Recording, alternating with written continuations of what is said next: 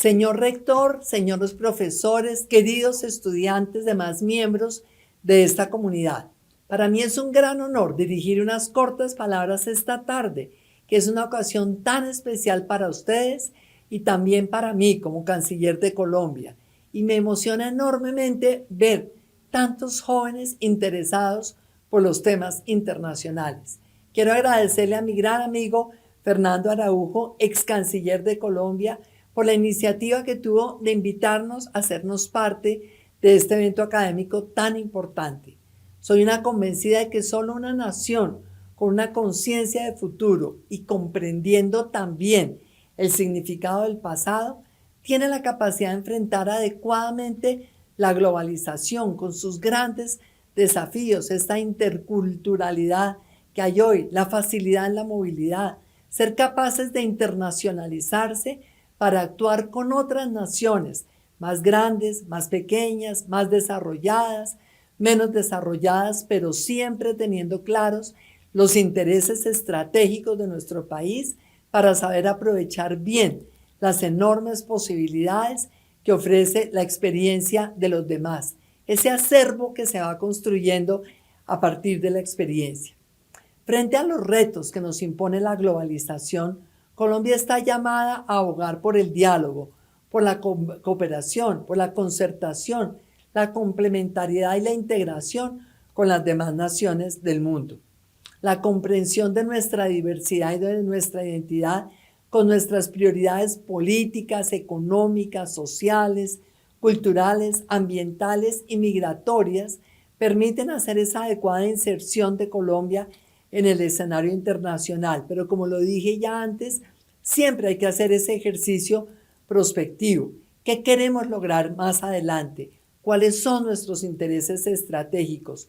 ¿Cuáles son los aliados estratégicos que más nos pueden aportar en el logro de esos objetivos estratégicos para nuestro país en cada uno de los campos que acabo de mencionar?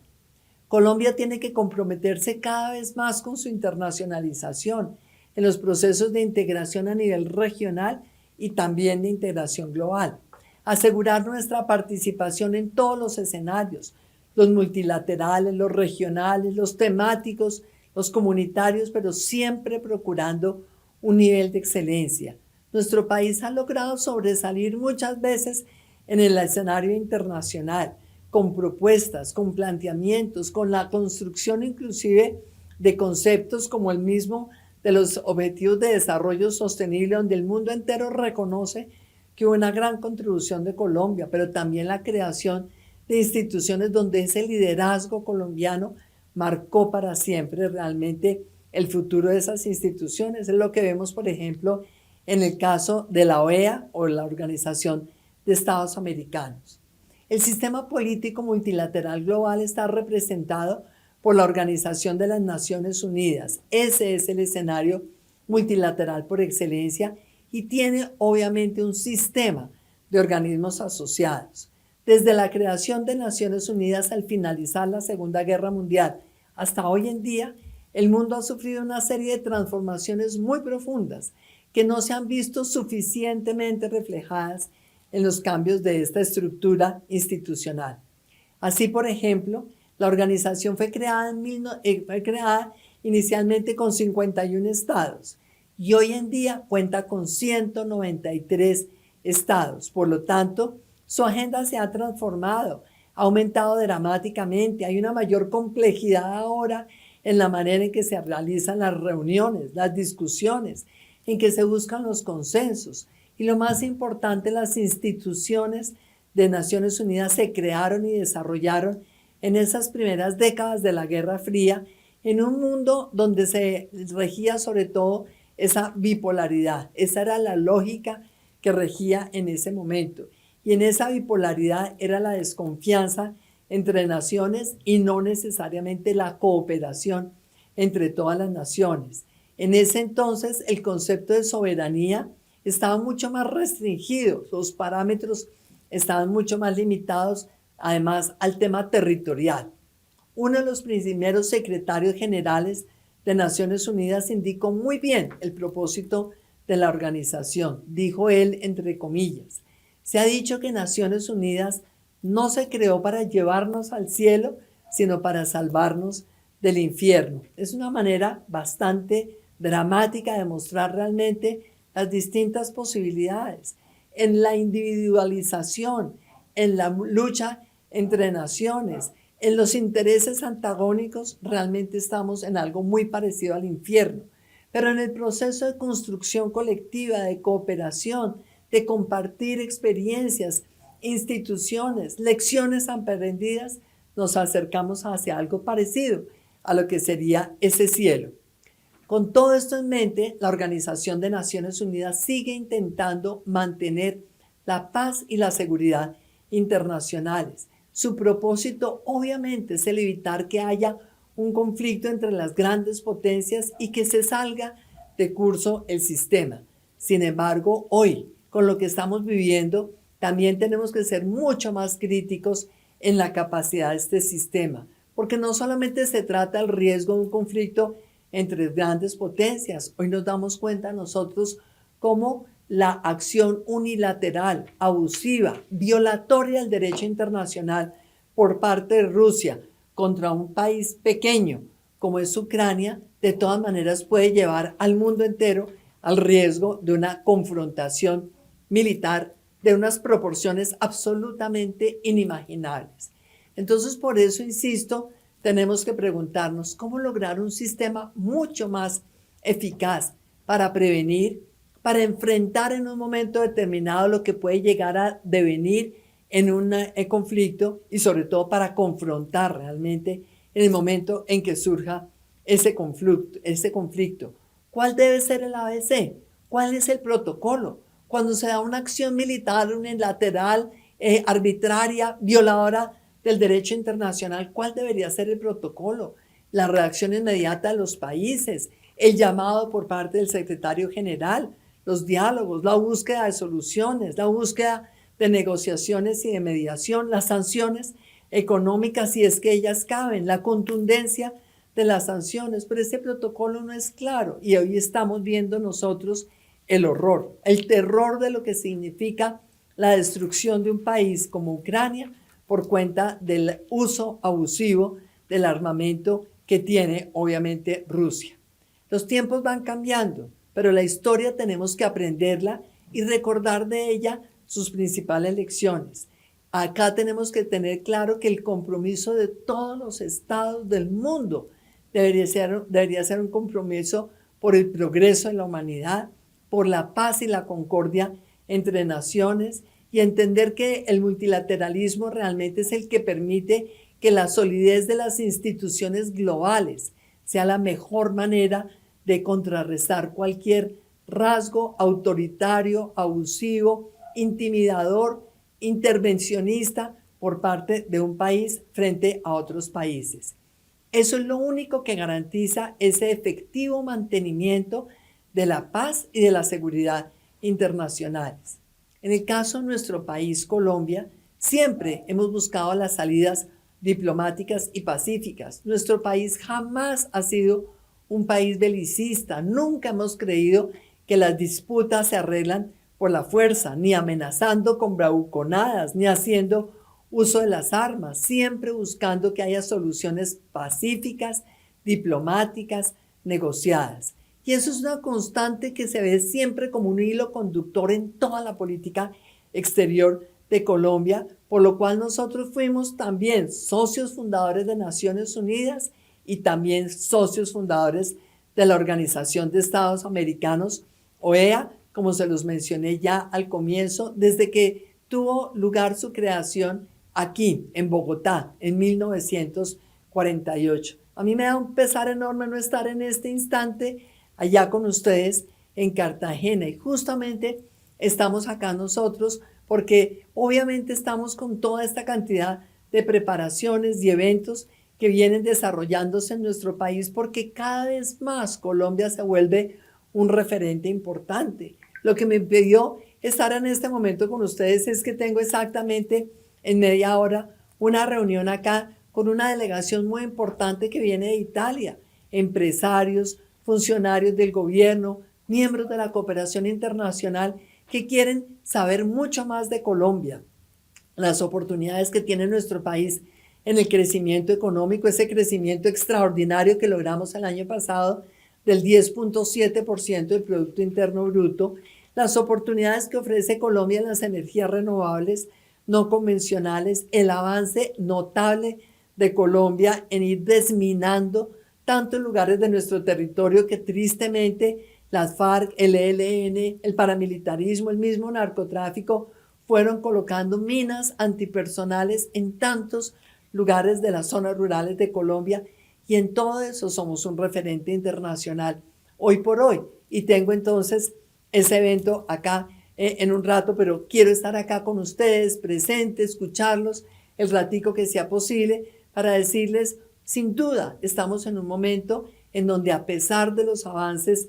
tecnológicos, científicos, económicos, de todas maneras la humanidad sigue teniendo amenazas a la paz, sigue habiendo riesgos para la seguridad internacional, y lo estamos viendo nosotros hoy por hoy. Tienen características distintas, pero los riesgos son exactamente los mismos. Vemos nosotros como muchas veces hay conflictos que se originan a nivel nacional, a nivel doméstico, pero que también desafortunadamente responden al ataque a las estructuras y principios democráticos que terminan de alguna manera generando crisis humanitarias de distinta naturaleza. Es lo que hemos visto nosotros, por ejemplo, en el caso de Venezuela, una polarización política, después la toma del poder a través de la democracia, como lo hizo Chávez en Venezuela hace ya 22 años, y posteriormente toda esta transición hacia un sistema que cada vez fue perdiendo esos valores democráticos, y hoy vemos nosotros una dictadura en todo el sentido de la palabra, pero una dictadura con la intromisión de actores externos, de actores extrarregionales, como es tener hoy en Venezuela a Rusia, a China, a Irán, donde sabemos nosotros es de inmenso riesgo, y hay que estar muy cuidadosos de que todo esto que está pasando en Venezuela no signifique el día de mañana el riesgo exponencial o la amenaza exponencial a la seguridad de Colombia y a la estabilidad de toda esta región en América Latina. Entonces vemos cómo temas nacionales pueden el día de mañana repercutir sobre una región entera, mucho más allá de solamente un país, y afectar entonces la cooperación a nivel global. Nosotros sabemos que estas amenazas no se pueden responder simplemente en forma unilateral. Hay que lograrlo a través del trabajo entre distintas naciones, buscando siempre la concordia, la estabilidad, la paz mundial. En el caso de Naciones Unidas, el Consejo de Seguridad es realmente el escenario por excelencia que tiene la responsabilidad del mantenimiento de la paz y de la seguridad internacionales, y que tiene el monopolio de la fuerza en el plano internacional. Sin embargo, al finalizar la Guerra Fría, vemos nosotros que cada vez hay una mayor presión porque se reforme este Consejo de Seguridad. Primero, para que sea más representativo, porque sabemos que hay unos miembros permanentes que sí, evidentemente son muy importantes, pero hay otros que no son miembros y que también son muy importantes. Tenemos que lograr realmente que las decisiones se tomen de una forma más eficiente, que haya más debate, que de todas maneras no haya la posibilidad de veto o de bloqueo solamente por parte de un país. Y ahí es donde viene también nuestro cuestionamiento sobre la efectividad del sistema. No ha sido posible, después de muchos años de estar debatiendo la reforma del sistema de Naciones Unidas, que haya esa reforma. Esto necesita liderazgo, esto necesita mandatarios en todos los países conscientes de la necesidad de preservar la confianza en el sistema multilateral. Esto necesita que al interior de Naciones Unidas, el secretario general, los distintos órganos, las direcciones, etcétera, realmente se pongan ese propósito, porque la verdad es que si el Consejo de Seguridad no puede actuar, por ejemplo, porque una de las grandes potencias ejerce ese derecho de veto al que me acabo de referir, entonces viene esa acción subsidiaria de la Asamblea General, que puede entrar a revisar los temas de paz y de seguridad. La pregunta es, ¿y ese es un sistema eficiente? ¿Alcanza a responder con suficiente oportunidad a la Asamblea? ¿No será que esto que estamos viendo hoy justamente es la consecuencia de no haber hecho la reforma de ese sistema hace muchos años. Nosotros vemos cómo Rusia tuvo la capacidad de bloquear la discusión en el Consejo de Seguridad. Y cuando ya llega a la asamblea extraordinaria que se convocó, ya veíamos nosotros que Rusia estaba bombardeando y destruyendo una parte significativa de Ucrania. Por esa razón, entonces, esos 141 estados, incluyendo Colombia, que me siento muy orgullosa de decir, nuestro país ha tenido un gran liderazgo en este tema, rechazando la acción rusa, defendiendo los derechos humanos de los ucranianos, defendiendo en forma enfática ese derecho de Ucrania a su libre autodeterminación, a su decisión, quiere hacer parte o no de la Unión Europea. Eso es un tema de los ucranianos. ¿Quieren hacer parte o no de la OTAN? Ese debería ser un tema de los ucranianos. Y en esto Colombia, repito, ha ejercido un gran liderazgo. Entonces aquí vemos nosotros, sí, el sistema ha funcionado ante la parálisis del Consejo para producir una resolución. Sin embargo, no ha sido suficiente esa resolución para poder realmente evitar que se siga destruyendo a una nación, que sigamos viendo todos los días estas imágenes abrumadoras, dolorosas, de todo lo que es la arbitrariedad rusa, destruyendo hospitales materno-infantiles, bombardeando colegios. Esto no lo deberíamos estar viendo en este siglo XXI. Y por esa razón, esa asamblea extraordinaria de emergencia no terminó sus funciones simplemente con la expedición de esa resolución, sino la asamblea sigue abierta. Estoy segura que nos vamos a reunir nuevamente para tomar medidas adicionales que permitan, ojalá, realmente que se frene esta guerra, que se pare la destrucción de Ucrania, que se revise cuáles son los compromisos que ambos países suscribieron en ese acuerdo de Minsk, en unos acuerdos también desde Helsinki, que cumplan con esos acuerdos, pero por Dios que se pare la guerra, que se pare la destrucción, que se pare esta violación infame de los derechos humanos de los ucranianos.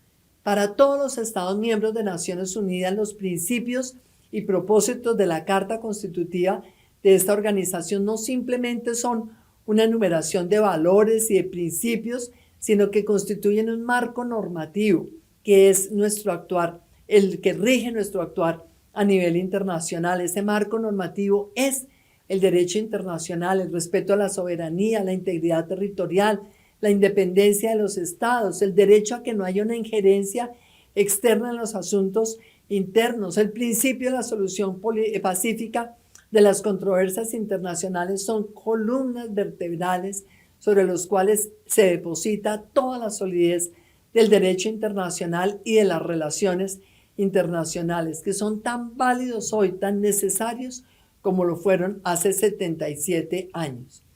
Adicionalmente, esta organización ha desplegado esfuerzos para poner fin a la pobreza, proteger el planeta del cambio climático, mejorar las perspectivas de vida de las personas en todo el mundo. Como decía hace un momento, esos objetivos de desarrollo sostenible para ustedes, estudiantes, es tan importante adentrarse en cada uno de ellos y analizar el significado que tendría si todas las naciones miembros del sistema de Naciones Unidas se comprometen de verdad en eliminar la pobreza extrema. Pero ¿cómo se hace? ¿Es acaso regalando plata? ¿Es acaso vendiendo todos los activos del Estado para salir a regalarlos? Eso no es viable, eso no es sostenible, eso no es inteligente.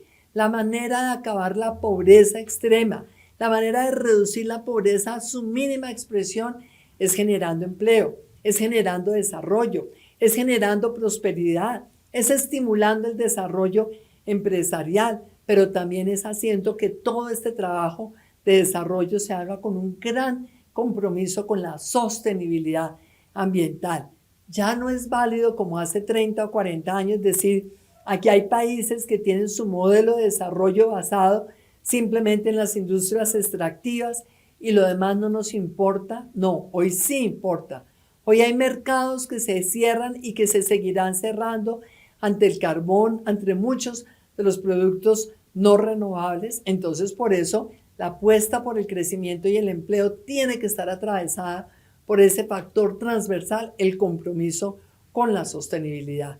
Son problemas comunes a los países de todos los continentes y la ONU es esa organización que nos permite entender cuáles son las mejores soluciones globales, cómo compartir, como dije antes, las experiencias, las buenas prácticas, lo que funcionó bien en un sitio y puede también funcionar en otro. Y por eso esos tres pilares en los que está basada esta organización son todos igualmente importantes. La paz, en primer lugar, el derecho al desarrollo que tienen los pueblos de todo el mundo y, en tercer lugar, ese compromiso y el respeto por los derechos humanos. Por esta razón, en 2015, los miembros de Naciones Unidas aprobamos esos objetivos de desarrollo sostenible, como los mencioné, esa Agenda 2030, en donde hay todo un plan para lograr que en el año 2030 se cumplan esos 17 objetivos, identificar qué países más avanzados que otros en cada uno de los objetivos. Hoy les quiero decir una cosa, hay un objetivo que es el número 5, el objetivo quinto tiene que ver con la equidad de género. Y saben una cosa, Colombia hoy por hoy es uno de los países más reconocidos por la política pública que hemos diseñado durante este gobierno a cargo de la vicepresidencia y la Consejería Presidencial para la Mujer en materia de equidad de género. Entonces, fíjense ustedes que no hay que ser una de las economías más grandes ni las más desarrolladas para tener auténtico liderazgo en un tema. Hoy Colombia tiene credenciales, hoy Colombia tiene charreteras importantes para lucir en todo lo que tiene que ver con la política de equidad de género que hemos concebido nosotros. Asimismo sucede con lo que estamos haciendo en todo el tema de mitigación del cambio climático, sostenibilidad ambiental, el compromiso por la protección de los océanos, todo este tema ambiental tan importante para el futuro de nuestros jóvenes, para las generaciones venideras, el tema de la conferencia de Río, todos esos temas en donde Colombia realmente ha venido cobrando cada vez más liderazgo y en donde Colombia hizo un gran aporte en la definición de esos objetivos de desarrollo sostenible. Hoy por hoy le corresponde a la Secretaría General, a todas las agencias del Sistema de Naciones Unidas, implementar las acciones para que los estados sean los que tomen decisiones. Hay algunas limitaciones de las Naciones Unidas que se originan en esa dificultad de alcanzar fácilmente los consensos mínimos, como les decía al principio, claro, eran muy poquitos estados, pero hoy con 193 miembros de la organización es más difícil el debate y, por supuesto, la búsqueda de consensos para tomar decisiones. Los problemas globales desafían todos los días la flexibilidad y la capacidad de adaptación de la organización porque surgen nuevas amenazas a la paz y a la seguridad internacionales, así como a las necesidades para lograr ese desarrollo sostenible y generalizado y esa mejor protección de los derechos humanos.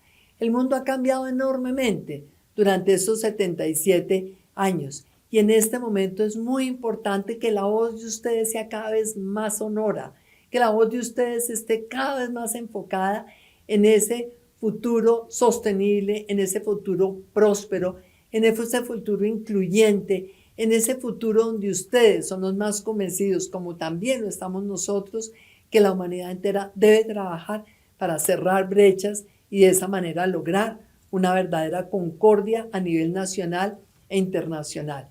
A mí me llena de alegría que estos ejercicios de simulación tengan tanto eco en los jóvenes de Colombia y los quiero invitar a perseverar en este esfuerzo, seguir pensando en los distintos escenarios multilaterales, trabajar todos juntos para construir un mundo mucho mejor.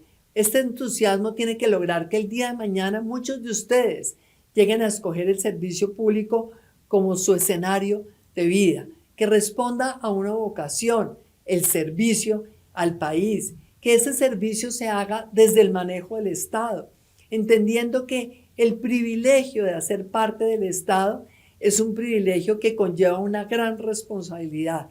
La presencia de uno en el Estado tiene una única razón de ser, el servicio a todos los colombianos. Entender que si muchos de ustedes el día de mañana optan por la diplomacia, entiendan que la diplomacia no es estar en cócteles, no es estar viajando, no es estar asistiendo a reuniones inútiles y desperdiciando la vida en reuniones que no produzcan resultados. No, La diplomacia es ese arte de identificar todos los días cómo lograr sacar adelante esos intereses estratégicos de Colombia. Y para mí es muy importante un trabajo que hemos iniciado recientemente en la Cancillería por una iniciativa mía, y es el desarrollo de unas cátedras país, porque no quiero solamente que ustedes estén viendo la política exterior desde la óptica del multilateralismo, sino también desde la óptica bilateral.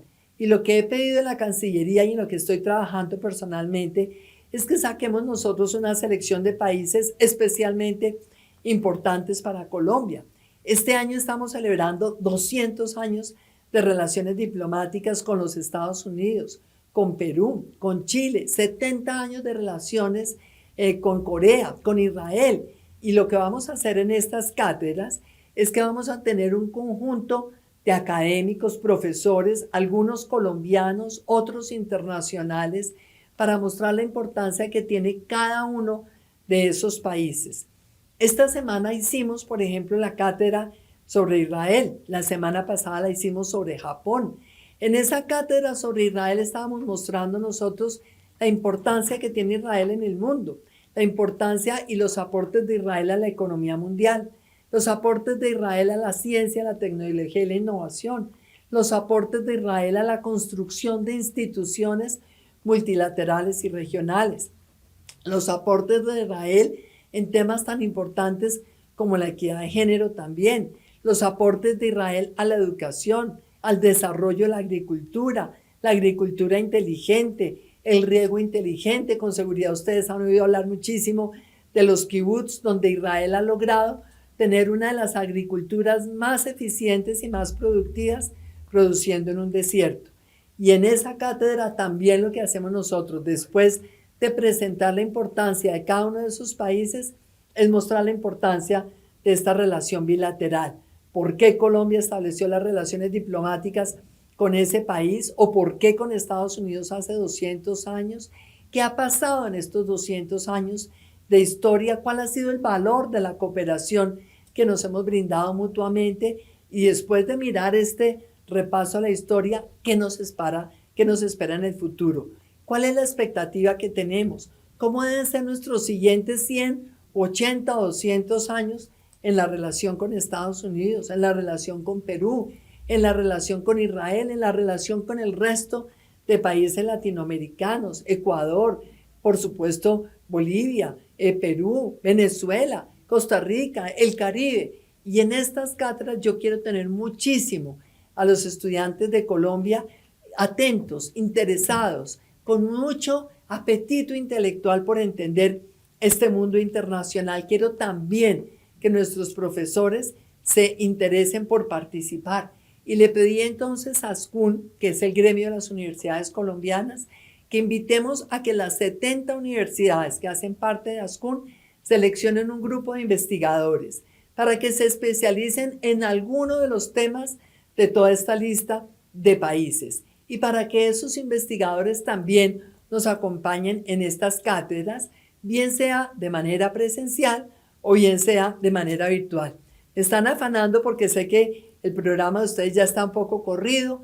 Me alegra enormemente estar acá con ustedes. Les envío un abrazo muy estrecho y de verdad muchas gracias por ese interés en los temas de Colombia y del mundo, porque ese es el futuro también de ustedes. Muchas gracias.